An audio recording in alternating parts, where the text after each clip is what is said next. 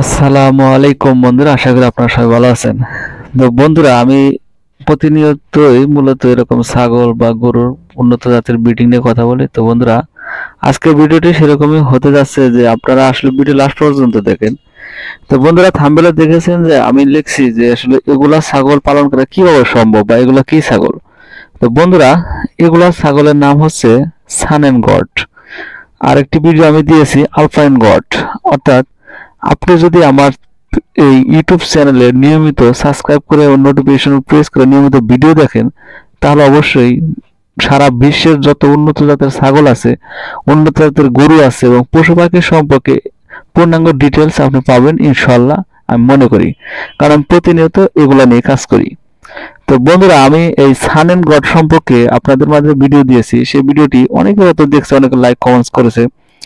তো বন্ধুরা, তো সেখানে আমি সান এন্ড গডের যে দুধ উৎপাদন এবং এর জাতপাত বা এগুলা কিভাবে সম্ভব পালন করা, তো আসলে একটা ভিডিওতে তো সব ডিটেলস ভিডিও কথা কওয়া সম্ভব নয়, ভিডিওটা অনেক লম্বা হয়ে যায়, যা আপনাদের কাছে বিরক্তির কারণ হতে পারে।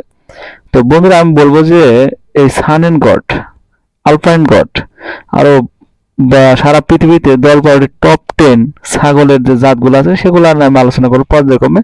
আমি সবেমাত্র দুইটি ছাগল নিয়ে আলোচনা করেছি, একটা হচ্ছে আলপাইন গড আর একটা হচ্ছে সানেন গড।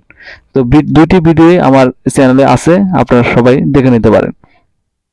আর এটি আমি এখানে আলোচনা করব যে আজকে এই 2 মিনিটের আলোচনায় আমি বলবো যে আমরা আসলে এগুলা কিভাবে পালন করব বা কিভাবে আমাদের পক্ষে সম্ভব, বা আমরা যাদের আমাদের টাকা নেই আমরা তারা কিভাবে সম্ভব, আসুন আমরা এটাই জেনে নিই। তো বন্ধুরা, সবাই তো স্বাবলম্বী না, কারো টাকা আছে কারো টাকা নেই, কিন্তু আমার সবারই কিন্তু ইচ্ছা কিন্তু সমান।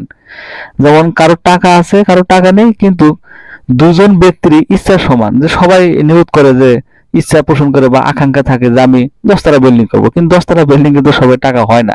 তো এরকম ধরনের যে আমি বড় বড় গরুর ভিডিও যখন আমি দেখি বা বড় বড় খামারের ভিডিও বা উন্নত জাতের ছাগলের ভিডিও বলেন, এগুলো যখন আমি দেখি না, আমার মধ্যে মনের ভিতরে কিন্তু একটা ইচ্ছা পোষণ থাকে যে আমি এগুলা পালন করব, কিন্তু আমার কাছে টাকা নেই।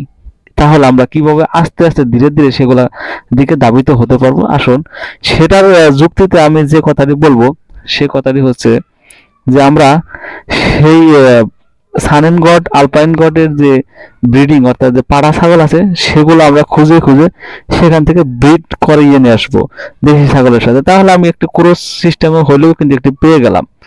আর হচ্ছে যে আমি প্রথম অবস্থায় এই অনেকগুলো দিয়ে শুরু করব এরকমটা না, আমি প্রথম অবস্থায় ছোট আকারে অর্থাৎ আমার দেশীয় থাকবে, পাশাপাশি একটা আলপাইন গড বা সানেন গড থাকবে, যেখান থেকে আমি পালন করি বা আমার কাছে সেগুলো হচ্ছে কিনা বা আমি তাদেরকে যত্ন নিতে পারছি কিনা সেটা ক্যাপাসিটি বা সেটার একটু নমুনা দেখে কিন্তু আমি উন্নত বা বেশি ছাগলের দিকে ঝুঁকে পড়বো। তো বন্ধুরা, এভাবে যদি আমরা বুদ্ধি খাটিয়ে টিপস খাটিয়ে যদি আমরা পালন করি, তাহলে দেখা যাচ্ছে যে হয়তো একটু সময় লাগবে, কিন্তু আমি যখন খামারি হতে যাব তারপরে কিন্তু আমার পিছন দিকে তাকাতে হবে না, তার ঝরে পড়ার সম্ভাবনা খুবই কম থাকে। তো বন্ধুরা, এই জন্য বলবো যে আসলে কন্টিনিউয়াসলি ভিডিও দেখলে এখান থেকে অনেক জ্ঞান অর্জন করা যায়।